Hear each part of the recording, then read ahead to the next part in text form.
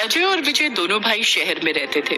उनके माता पिता शुरू से ही गांव में रहते थे, पर अजय ने जब शहर में कपड़ों की फैक्ट्री खोली तो उसने विजय को भी अपने पास शहर बुला लिया।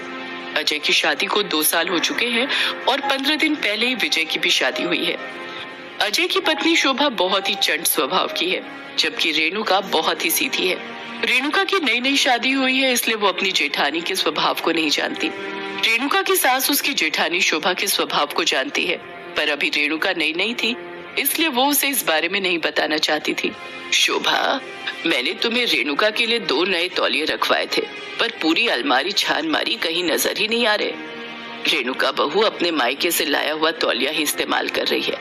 मैं सोच रही थी उसे वो 2 नए तौलिए भी दे दूं। क्या आप वो 2 नए तौलिए रेणुका को देने के लिए लाई थी? मुझे क्या पता माँ जी, पर शादी की भाग दौड़ में मुझे कुछ याद ही नहीं रहा।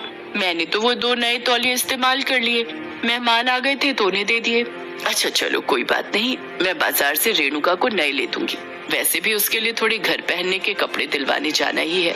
माँ जी, आप क्यों चिंता करती हो?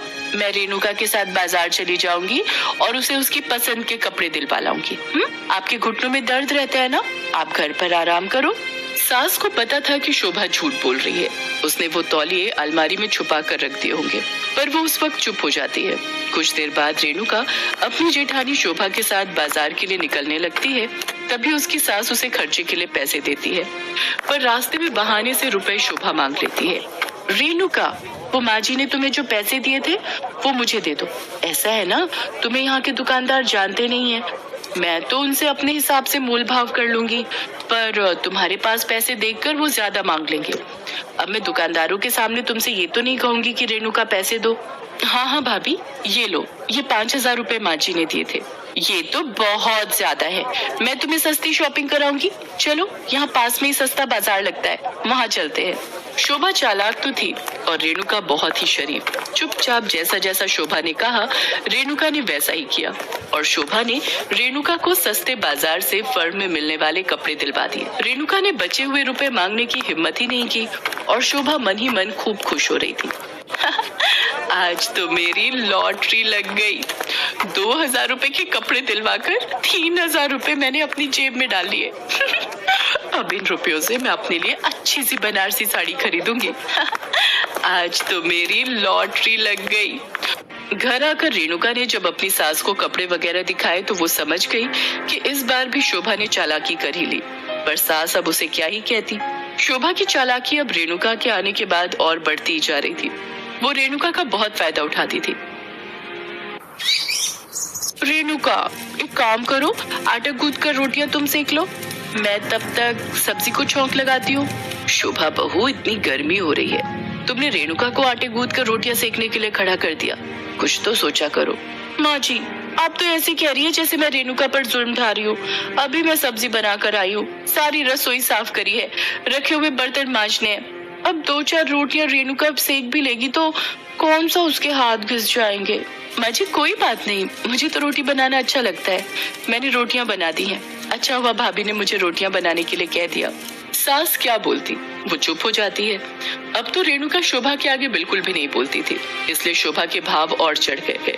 शोभा की चालाकी सिर्फ घर के कामों में ही नहीं, दूसरे कामों में भी रहती थी। वो फैक्ट्री की कमाई के बारे में भी अपने पति से बात करती रहती थी। सुनो जी, अब रेणुका और विजय का खर्चा भी इसी फैक्ट्री से चल रहा है, तो आपने क्या सोचा है, किस तरह से हिसाब कर रहे हो आजकल? हिसाब क्या करना है शोभा, सब कुछ हम दोनों भाइयों का ही है, हम दोनों भाई अलग थोड़ी हैं। बस इसी बात का मुझे डर था। तुम बहुत सीधे हो, तुम्हें पता भी है विजय ने शादी के बाद रेणुका को बाहर घुमाने के लिए कितने पैसे निकाले थे, और उसके बाद अभी मुझे पता चला है उसने रेणुका को सोने के नए कंगन भी बनवा कर दिए हैं। गया तो सब फैक्ट्री से ही है ना। अरे तो क्या हो गया शोभा, मैंने भी तो तुम्हें विजय की शादी में जड़ाऊ कंगन खरीद कर दिए थे ना, वो भी तो उसी फैक्ट्री में से गए थे। तुम ऐसे नहीं मानोगे, मुझे ही कुछ सोचना पड़ेगा। और हाँ, घर खर्च के पैसे खत्म हो गए तो मुझे 20,000 रुपए दे देना, मुझे घर का राशन और सामान लाना है। ठीक है, कल सुबह दे दूंगा। अगले दिन फैक्ट्री जाने से पहले अजय विजय को बुलाता है। विजय, मैंने तुम्हें बैंक में जमा कराने के लिए जो कैश दिया है उसमें से 20,000 रुपए अपनी भाभी को दे दो। शोभा ने घर का राशन और सामान लाना है।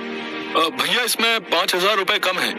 वो हमारे कमरे की अलमारी छोटी पड़ती थी, इसलिए मैंने सोचा कि हम अपने कमरे के लिए नई अलमारी खरीद लें।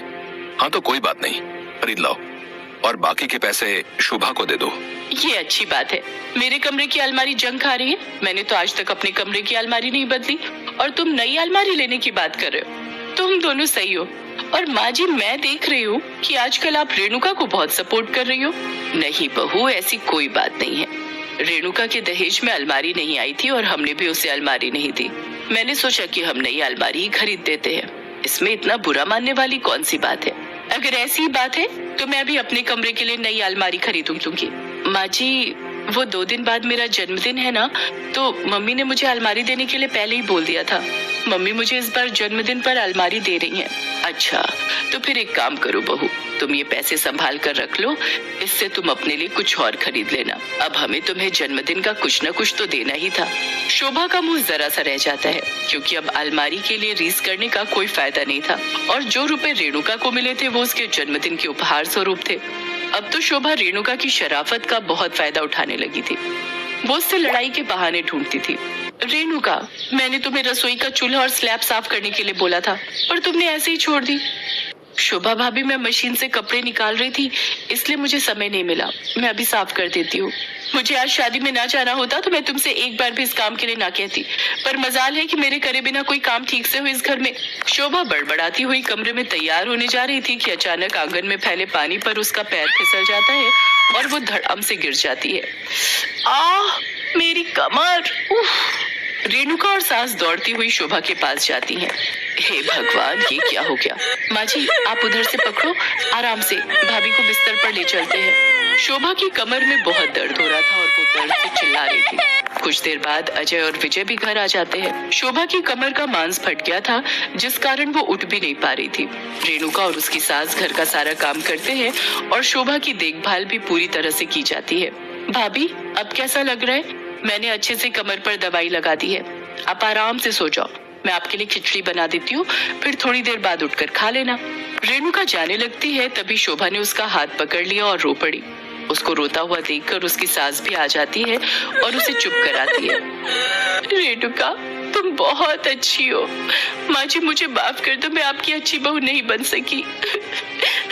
पागल है क्या? ऐसी बातें क्यों बोलती है? तू बहुत अच्छी है बहू। चल चुप हो जा, नहीं तो और तबीयत खराब हो जाएगी। शोभा की आंखों में पश्चाताप साफ दिखाई दे रहा था। उसको समझ आ जाता है कि चालाकी से हम किसी का दिल नहीं जीत सकते। दिल तो शराफत और प्यार से ही जीता जाता है।